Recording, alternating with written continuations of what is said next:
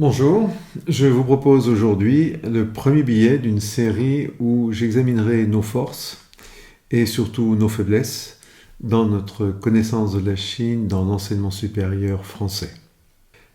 Dans ce billet, je traite exclusivement des départements de sciences sociales, ceux qui reçoivent et qui forment les gros bataillons d'étudiants appelés à irriguer les entreprises, les collectivités territoriales ou les administrations de l'État, les ONG. La France compte plus de 70 universités publiques et des dizaines de milliers d'enseignants-chercheurs en sciences sociales. L'histoire, le droit, la géographie, l'anthropologie ou la science politique. Dans un monde où la Chine façonne les équilibres économiques, politiques et culturels du XXIe siècle, la question que nous posons est simple.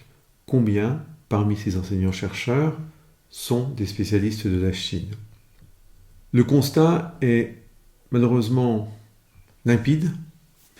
L'université française n'a pas su répondre à l'enjeu de la montée en puissance de la Chine et affiche un vide abyssal dans le domaine de la recherche, mais aussi de la formation sur le monde chinois.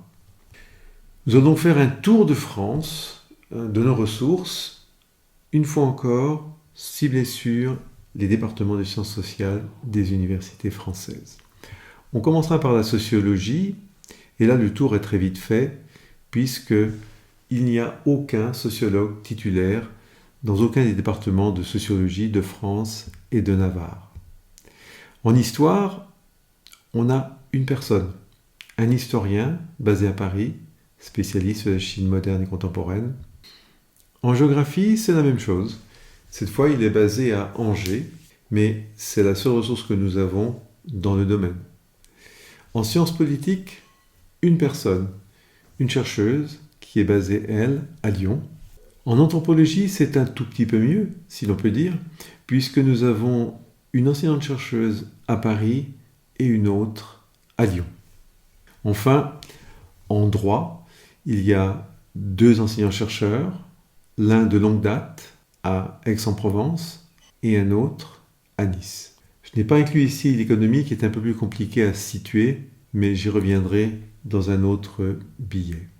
On a fait là le tour de France de nos ressources, de nos spécialistes de la Chine dans les départements de sciences sociales de l'université française. Vous pouvez donc voir, on est à peu près à un total de 7 personnes, et c'est tout ce dont nous disposons dans l'université. Par boutade, j'ai comparé ceci à l'histoire romaine. Nous avons des dizaines de spécialistes de l'histoire romaine à l'université en France, et loin de moi, bien sûr, de leur jeter la pierre. C'est très important d'avoir des spécialistes de l'histoire romaine, mais le paradoxe, c'est de constater que sur la Chine, il y a un vide extraordinaire qui ne correspond pas aux besoins de la formation et bien sûr de la recherche. Nous formons donc des bataillons d'étudiants en histoire, en droit, en sociologie, en anthropologie, en sciences politiques, qui n'ont jamais entendu parler de la Chine.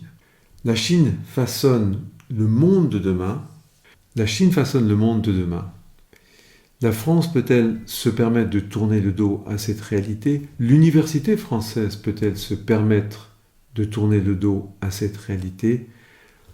Le Fonds international d'études chinoises agit pour former la nouvelle génération d'étudiants, de spécialistes de la Chine. Nous vous appelons à nous soutenir pour enclencher un mécanisme vertueux pour pousser les universités à recruter. Et bien sûr, nous voulons le faire notamment par cette initiative des chaires de professeurs juniors. Vous pouvez prendre connaissance de nos programmes, de nos activités, de nos objectifs sur le site web du FIEC. Merci et au prochain billet.